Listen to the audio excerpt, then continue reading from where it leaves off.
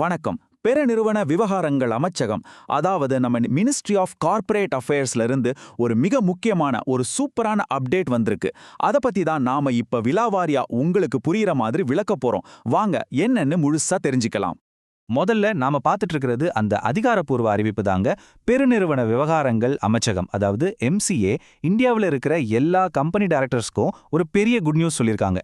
இது ரொம்ப நாளா இருந்த ஒரு முக்கியமான கம்ப்ளைண்ட்ஸ் ரூலை ரொம்ப ரொம்ப சிம்பிளாக்க போகுது. நீங்க இந்தியாவில் இருக்கிற ஏதாவது ஒரு கம்பெனில டைரக்டரா இருக்கீங்களா? அப்போ கொஞ்சம் கவனமா கேளுங்க. இந்த முழு விளக்கமும் உங்களுக்காக தான். உங்க நேரத்தை மிச்சப்படுத்த போற ஒரு முக்கியமான விஷயம் இது. ஒவ்வொரு வருஷமும் ஜூன் மாசம் நெருங்க ஒரு டென்ஷன் வரும் பாருங்க.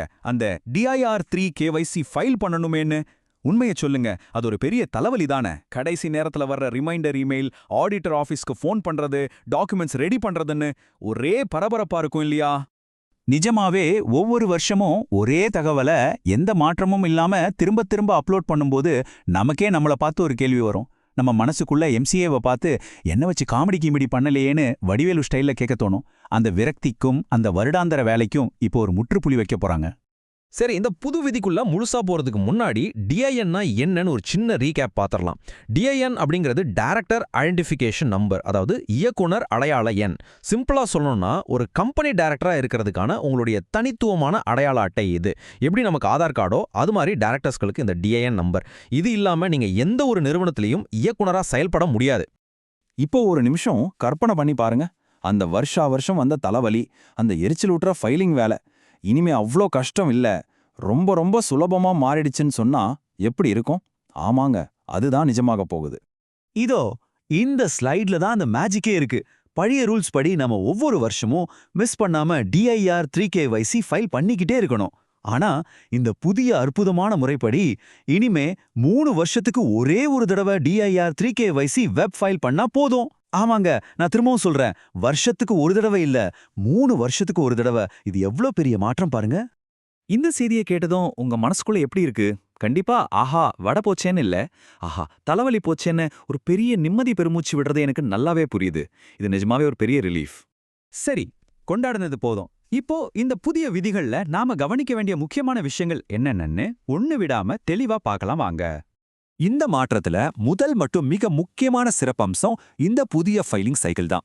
இப்போ டைரக்டர்ஸ் ஒவ்வொரு 3வது நிதியாண்டுக்கு ஒரு தடவை DIR3 KYC வெப் ஃபார்ம் தாக்கல் செஞ்சா மட்டும் போதும். அந்த 3வது வருஷத்தோட ஜூன் 30ஆம் தேதி தான் உங்களுக்கான கடைசி நாள். உதாரணமா நீங்க 2026ல ஃபைல் பண்றீங்கன்னா அடுத்தது 2027 இல்ல, 2028 இல்ல, நேரா 2029 ஜூன் 30க்குள்ள ஃபைல் பண்ணா போதும். அடுத்து நாம பார்க்க போறது 2வது சிறப்பம்சம். இதுல ரொம்ப ரொம்ப கவனமா இருக்கணும். 3 வருஷத்துக்கு ஒரு தடவை ஃபைல் பண்ணா போதும்னு சொல்லிட்டாங்கன்னு அப்படியே இருந்துடக்கூடாது. இந்த 3 வருஷத்துக்குள்ள உங்க மொபைல் நம்பர், இமெயில் ஐடி அல்லது உங்க வீட்டு முகவரி இதுல எது மாறினாலும் அந்த மாற்றம் நடந்த தேதியிலிருந்து கரெக்டா 30 நாட்களுக்குள்ள நீங்க கண்டிப்பா அதை அப்டேட் பண்ணி ஆகணும். இந்த அப்டேட்டை செய்யறதுக்கும் நம்ம அதே DIR3 KYC வெப் ஃபார்மை தான் பயன்படுத்தணும். ஒருவேளை நீங்க அப்டேட் பண்ணலன்னா என்னாகும் தெரியுமா? உங்க DIN deactivated from reasons of non filing of DIR3 KYC அப்படின்னு மார்க் செய்யப்பட்டு செயலிழக்க செஞ்சுடுவாங்க. உங்க டென் டீஆக்டிவேட் ஆயிடுச்சுன்னா நீங்க எந்த கம்பெனிலையும் டைரக்டரா செயல்பட முடியாது, எந்த ஒரு நிதிநிலை அறிக்கையிலையோ முக்கியமான டாக்குமெண்ட்லையும் கையெழுத்து போட முடியாது. இது உங்களுக்கும் உங்க கம்பெனிக்கும் ஒரு பெரிய சிக்கலை உண்டாக்கும். அதனால இந்த 30 நாள் அப்டேட் விதியில ரொம்ப கவனமா இருங்க. இதுல இன்னொரு நல்ல விஷயம் என்னன்னா, முன்னாடிலாம் DIR3 KYC DIR3 KYC வெப்னு 2 forms இருந்து கொஞ்சம் குழப்பமா இருக்கும். இப்போ அந்த குழப்பத்துக்கெல்லாம் இடமே இல்லை. எல்லாத்தையும் ஒன்னாக்கி ஃபார்ம் DIR3 KYC வெப் அப்படின்னு ஒரே ஒரு ஃபார்மா மாத்திட்டாங்க. இனிமே நீங்க எந்த மாற்றத்தை செய்யணும்னாலும் எந்த ஃபைலிங் பண்ணணும்னாலும் இது ஒண்ணுதான், சிம்பிள் அண்ட் கிளியர். இந்த சூப்பரான மாற்றங்கள்லாம் எப்போ இந்த நடைமுறைக்கு வருதுன்னு தெரிஞ்சுக்கணும் இல்லையா? இதோ அந்த தேதிகள். போன வருஷம், அதாவது டிசம்பர் 31, 2025ல இதற்கான அதிகாரப்பூர்வ அறிவிப்பு வெளியிடப்பட்டது. இந்த புதிய திருத்தங்கள் எல்லாமே மார்ச் 31, 2026ல இருந்து அதிகாரப்பூர்வமா நடைமுறைக்கு வரும். சோ அடுத்த நிதியாண்டுல இருந்து இந்த புதிய எளிமையான ரூல்ஸ் தான் அமல்ல இருக்கும். சரி, இவ்வளோ விஷயங்களையும் தெரிஞ்சுக்கிட்டோம். இப்போ நீங்க ஒரு டைரக்டரா உடனடியா என்ன செய்யணும்? இதோ உங்களுக்கான ஒரு சிம்பிளான 3 ஸ்டெப் ஆக்ஷன் பிளான். முதல் ஸ்டெப், முதல்ல உங்க ஸ்டேட்டஸை செக் பண்ணுங்க. நீங்க கடைசியா எப்போ DIR3 KYC ஃபைல் பண்ணீங்கன்னு MCA போர்ட்டல்ல பாருங்க. 2வது ஸ்டெப், உங்க கேலண்டரை மார்க் பண்ணுங்க.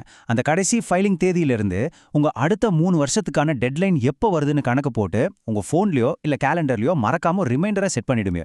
3வது ரொம்ப ரொம்ப முக்கியமான ஸ்டெப், எப்பவும் அப்டேட்டடா இருங்க. உங்க கான்டாக்ட் டீடைல்ஸ்ல எது மாறினாலும் அந்த 30 நாள் ரூலும் உங்க ஞாபகத்துக்கு வரணும். உடனே அப்டேட் பண்ணிடுங்க.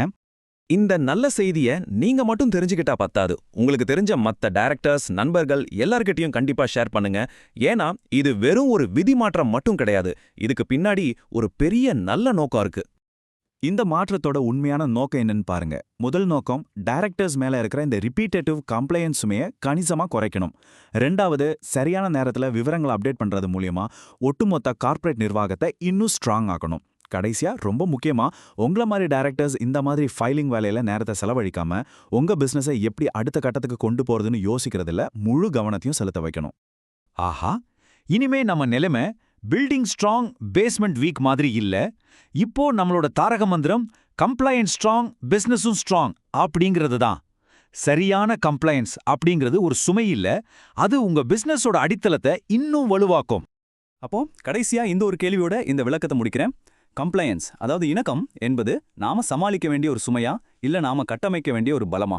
நீங்களே யோசிச்சு பாருங்க. இந்த புதிய மாற்றம் இணக்கத்தை ஒரு பலமா மாத்துறதுக்கான ஒரு அருமையான முதல் படி. இந்த தகவல்கள் உங்களுக்கு பயனுள்ளதா இருந்திருக்கும்னு நம்புறேன்.